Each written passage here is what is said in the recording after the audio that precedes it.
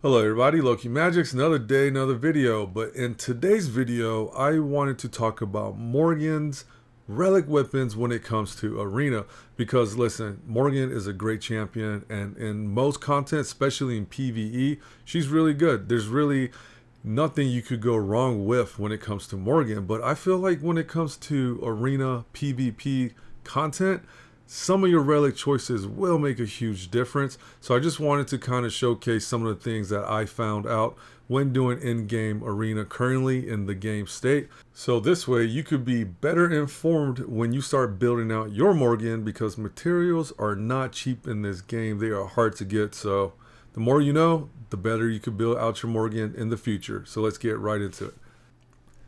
Alright, so before we talk about her weapons, we have to talk about her passive skills because it does play into her weapons. Now we're going to start off with her first passive skill. This one here does a lot, right? She gets under 50% HP. She's going to turn the weather into night, increase your accuracy, increase your speed, and do suspended animation, which is, I believe this just pretty much puts the enemy to sleep for 5 turns. And it's very strong passive skill right here. But her second one, this is the one that kind of, ties into with some of her relic weapons. This one here, when you're using your skill 2, reduces target's attack gauge by 45%, which is huge, right? Removes 2 buffs from the target, and you could further reduce this with, increasing your skill level with this passive. So this one here, very strong.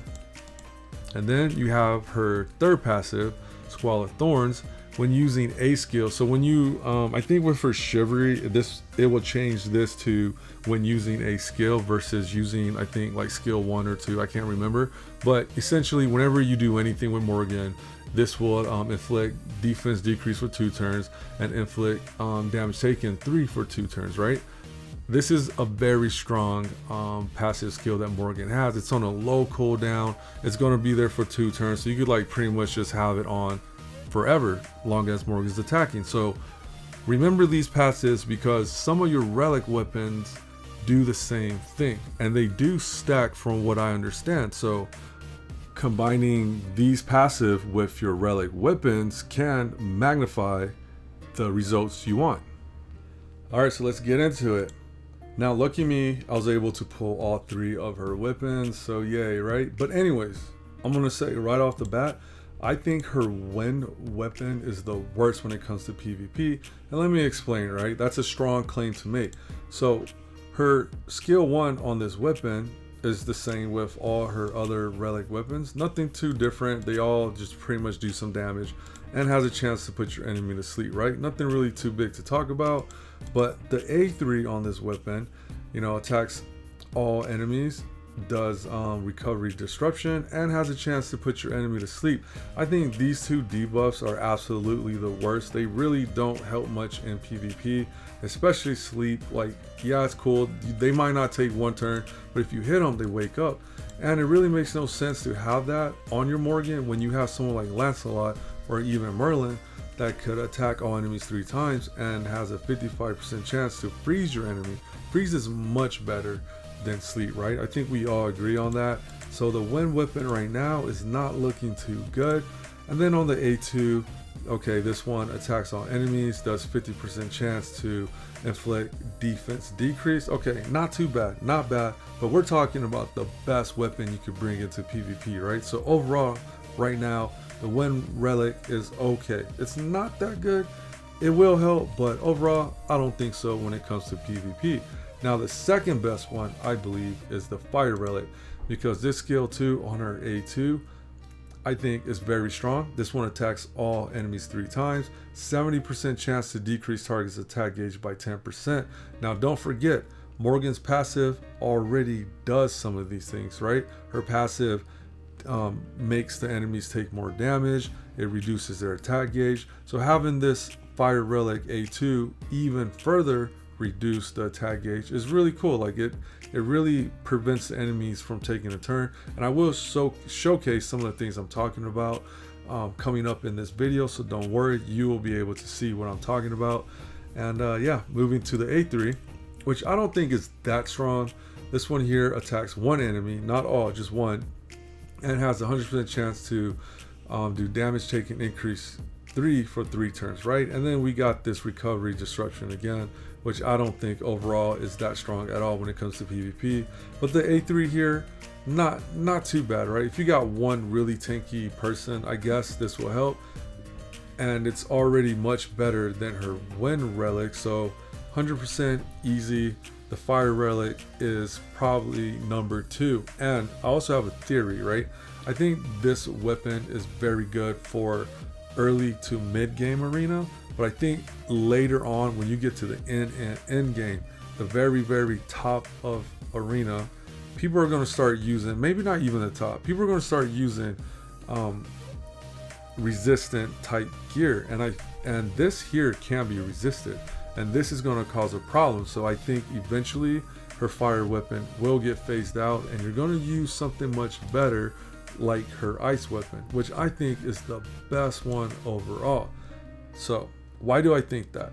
Now her A2 here attacks all enemies 3 times, 40% chance to remove a buff, pretty good. 70% chance to inflict damage taken for 2 turns. Okay, you know, maybe not the best, but it already does more than the other 2, and you're going to be able to do more damage. This is on her A2. But what really makes this weapon super strong is the A3.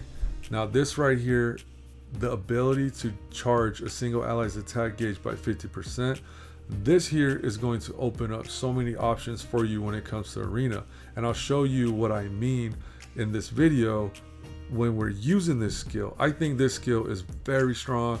And then let's say you use the A3, you do what you have to, now you have the A2 to fall back onto to do more damage, right? And I didn't even talk about the rest of this A3. This A3 here grants all allies attack increase 2 for 1 turn, and you get a shield. This relic weapon 100% is the best PvP weapon for Morgan, in my opinion. Now if I'm wrong, you guys could tell me, and you know, I will humble myself. But for now, I really think her ice weapon is the weapon you want to pick when it comes to arena. And so that was a lot of talking. Let me show you actually using these weapons so you can further see what I'm talking about. Alright, let's showcase her weapons. Now, these are all bots, unfortunately, but it is what it is. We're going to start off with her Fire Relic.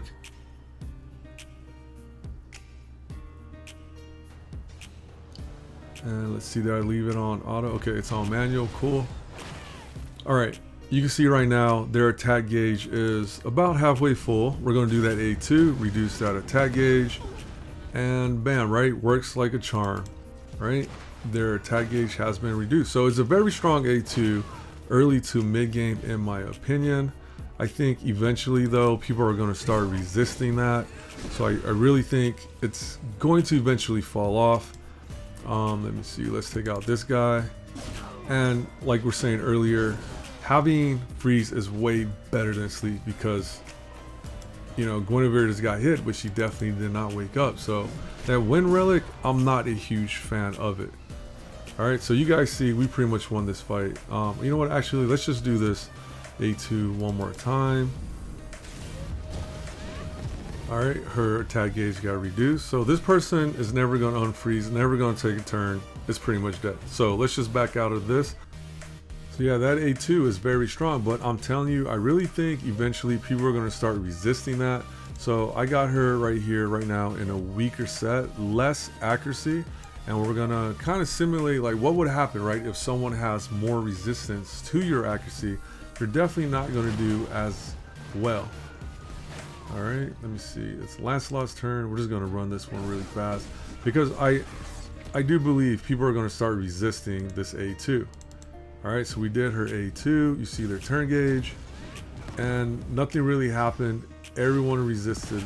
Well, not everyone. Most of them. I think Surges there didn't resist it, but that A2 is going to be a huge problem if you cannot land it, right? So I think that's why her fire weapon is the second best. Now we're going to switch over to her ice weapon and showcase why I think it's the strongest weapon you could have. Was this the team we just did, Frostbreaker? Hopefully it is, because then this way I could show you what I'm talking about. We're gonna switch to her better gear. All right. Now this is why I think this weapon, this relic, is the best when it comes to PvP. All right, so definitely not the same team, but her A3, you could put it on Bedivere. He's going to be able to go first now, and you could pick whoever you want to take out, right? Now this is a DPSer, so obviously, you know, we're using this for DPS purposes, but let's say you got a healer or someone that has in crazy defense buffs, right? Like maybe you want them to go first, or maybe the fight is not playing out the way you want and you want someone else to go first. So I think having that option is very strong, right? Let's just say right now, you know, you don't want to use your DPS. Maybe you want to use her buffs, and we should have had the proper vigor, but you see what I'm saying, right? Like having the option to choose how and when you want to use your champions is going to be huge in meta PvP. I also had to slow this down so you could see how Morgan was able to use that A2 to put that defense decrease on her opponents, right? So this ice weapon is pretty wild, man. You could do so much with this. It really opens up the option to be able to choose what champion goes first. You could also decrease their defenses, make them take more damage. Like overall, the utility on this weapon is screaming meta PvP weapon. So that is my opinion when it comes to Morgan's relic weapons. The wind is the worst, the fire is second, and the ice is absolutely the best. So tell me if you guys agree, tell me if you guys disagree. I don't know, it's just my opinions. This is what I found to be very good when it comes to Morgan. So yeah, that's pretty much it for this video. Hopefully you guys enjoyed it, hopefully you learned something, and just have a great day, okay? Anyways, see you on the next one.